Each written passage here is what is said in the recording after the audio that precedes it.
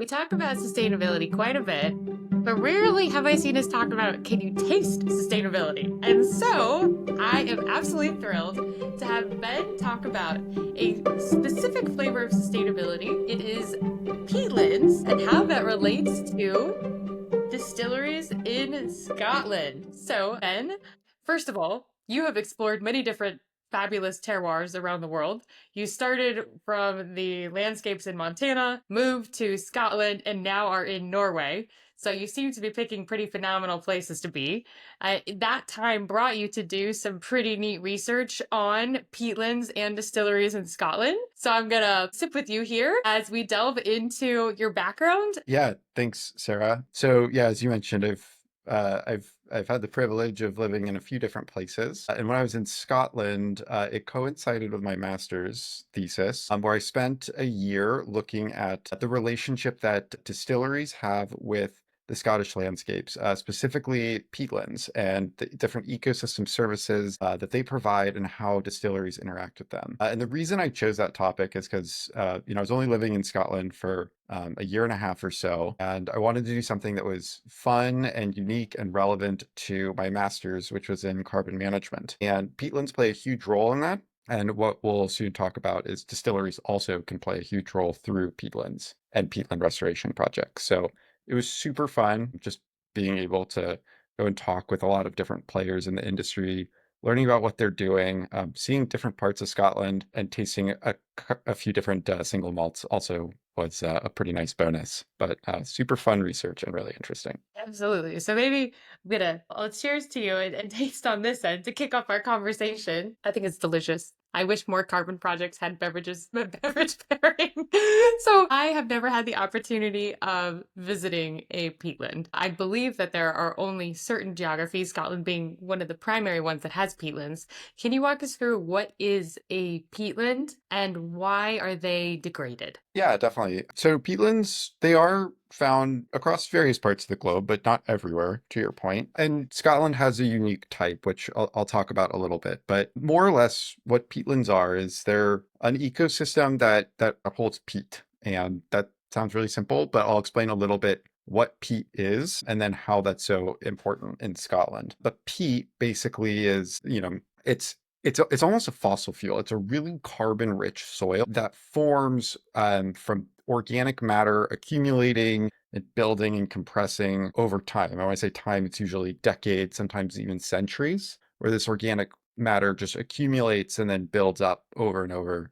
That just adds a lot of carbon, makes the soil really, really energy dense. And why that's so important for climate is because in Scotland in particular, a lot of these peatlands are formed in or are found in bogs, which are, almost like swampy, when healthy, really wet, just marshes more or less. And water is really important for a healthy peatland. And you'll hear me say, a healthy peatland or degraded peatland, and that's really tied to water. So when there's water present in the peatland, it creates an anaerobic environment. So that means there's no oxygen. And what that does is it gives the right environmental conditions for mosses to form and grow. So more organic matter can grow and accumulate and contribute to that peat over time. As it's growing, it's capturing more carbon and sequestering huge amounts of carbon dioxide into the peat by means of moss formation. Conversely, on the flip side, when there's not water in a peatland, all of that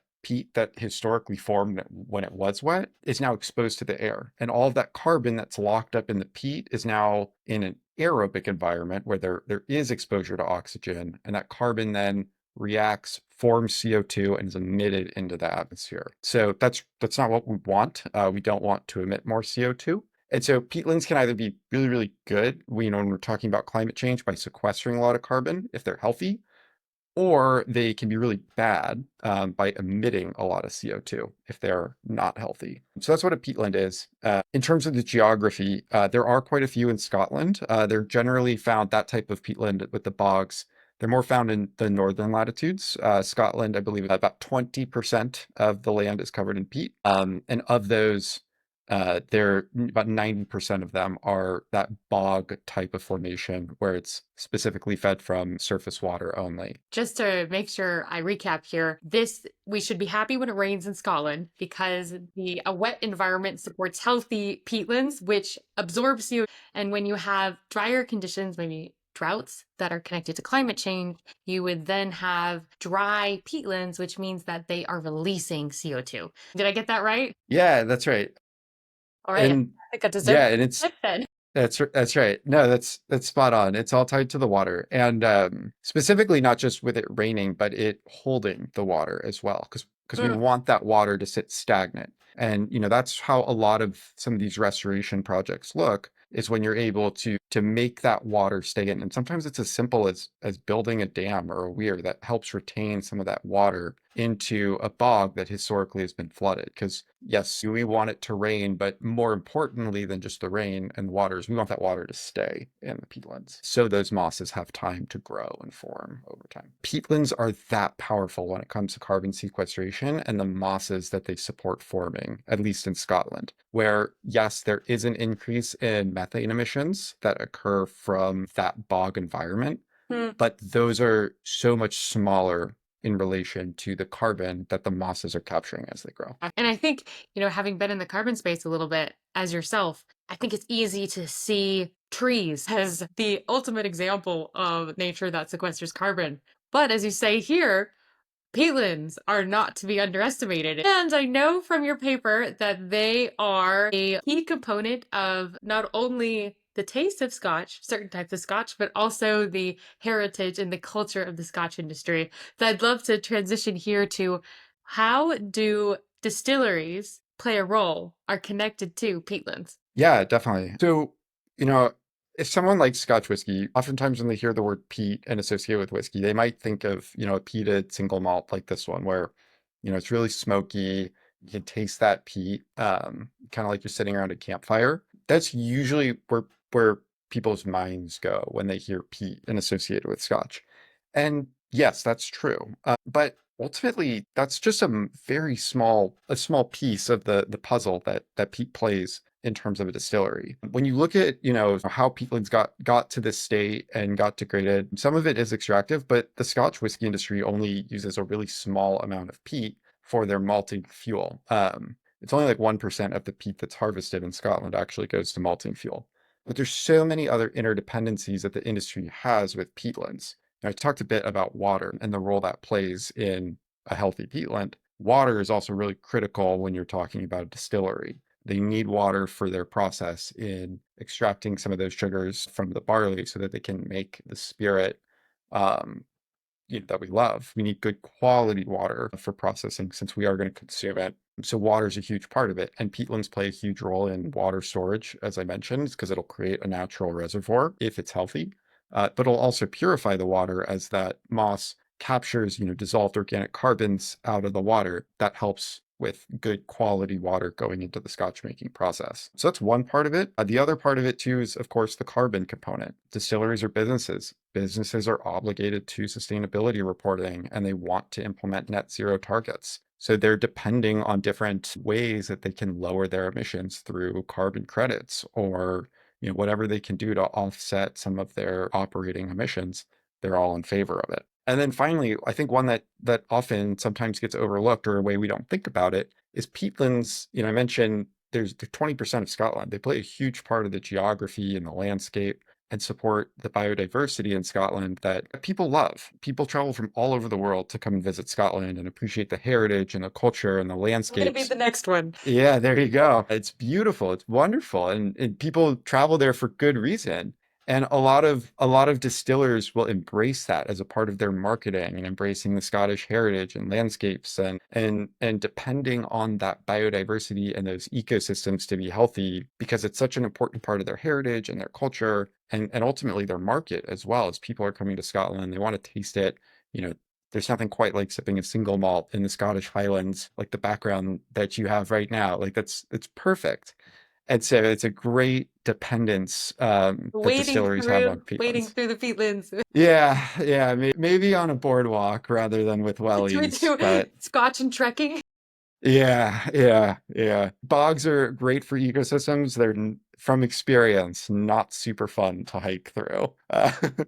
But yeah, but the ecosystem plays so many roles, and there's other ecosystem services as well that distilleries benefit from. But those were some of the key ones that I looked at in relation to the Scotch industry and peatlands. Well, I am ready to go and buy my Conserve Peatlands t-shirt. So I imagine that you're in a distillery, we take a survey, and if you say, who is interested in conserving peatlands, probably everybody in the room will raise their hand. Then the next question that comes is, who will pay for restoration of these conservation projects? And then we hear crickets. So do you have any ideas on how to support these restoration projects in a way that is accessible for distilleries and for maybe the broader Scotch supply chain? Yeah, definitely. It's a great question and a really timely question. Because that's what my paper looked at, and that was a key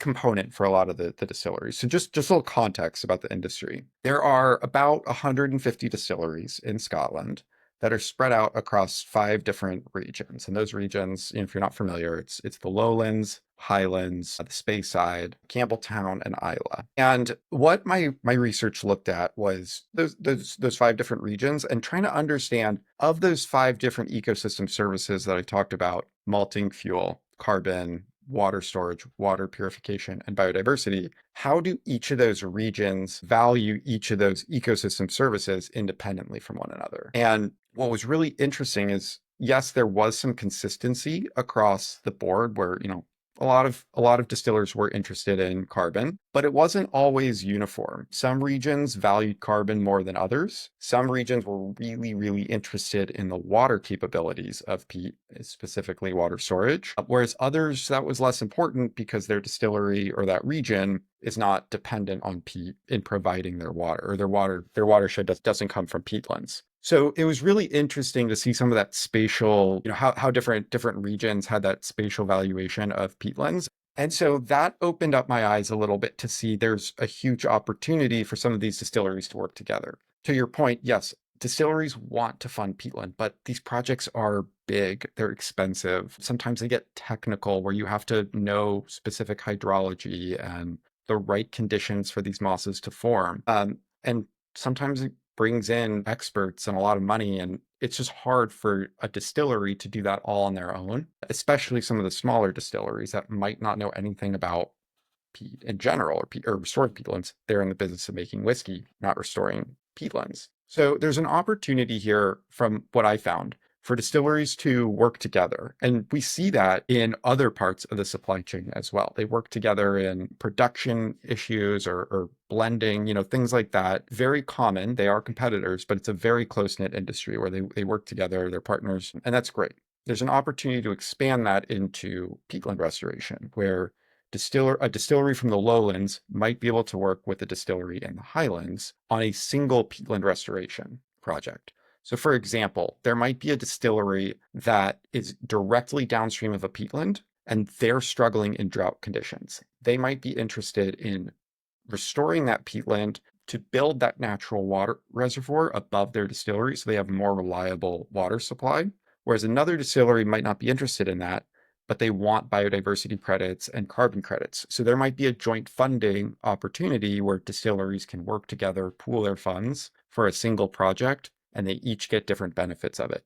Distillery A gets the water benefits, and distillery B gets the carbon and biodiversity benefits. So I think there's an opportunity to build some sort of mechanism like that, whether it's increased collaboration or a joint fund across the entire industry, or even expanding some of these different schemes to incorporate things like water or biodiversity in addition to carbon credits, and really valuing the ecosystem services that way.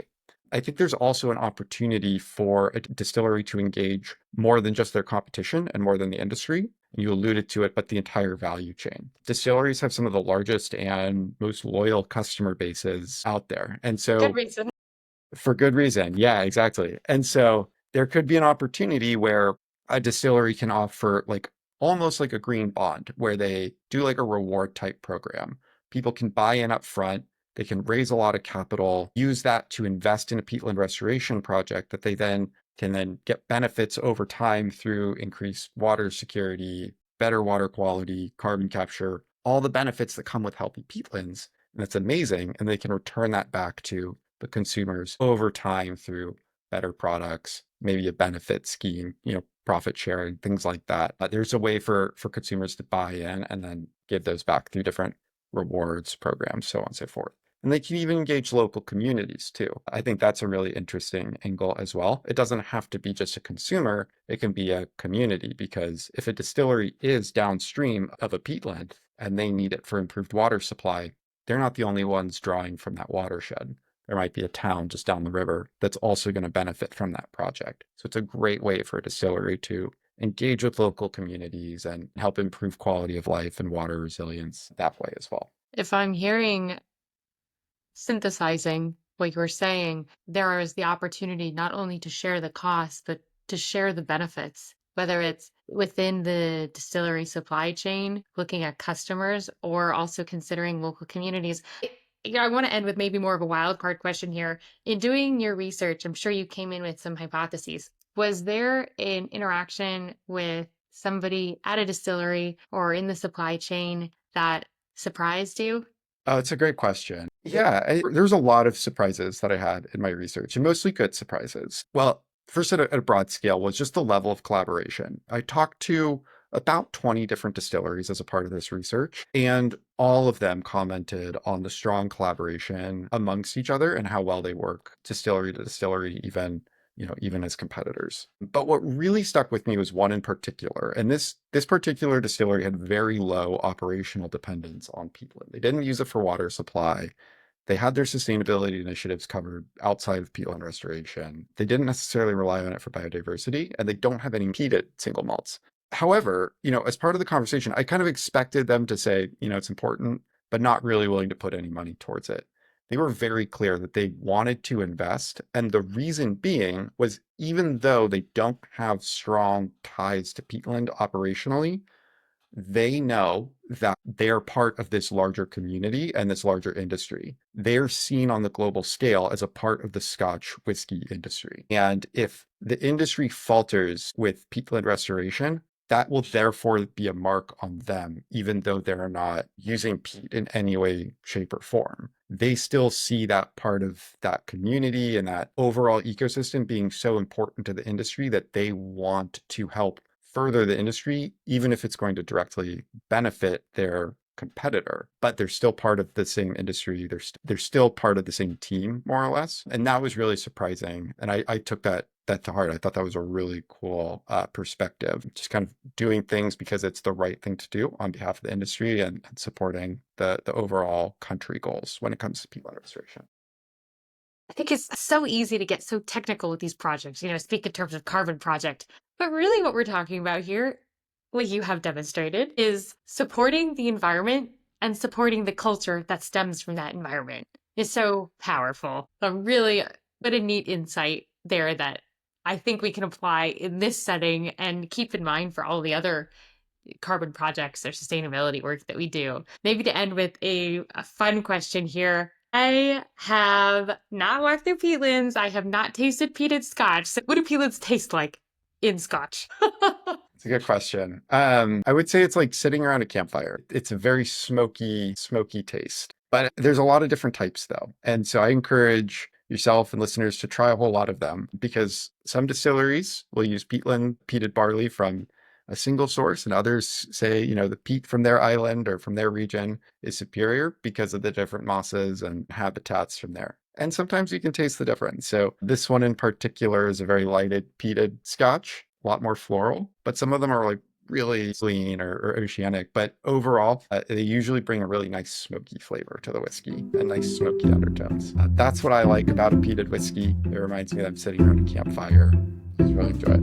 Well, you've given me and everyone listening so much to sip on, literally. Thank you for the homework assignments, and really looking forward to supporting the culture of peatland restoration. My new favorite term that you used in your paper, inter-distillery collaboration, even broader collaboration. I think that is collaboration we can all get behind. So thank you so much for your time, Ben. That's right. Yep. Happy beer. Cheers. Cheers.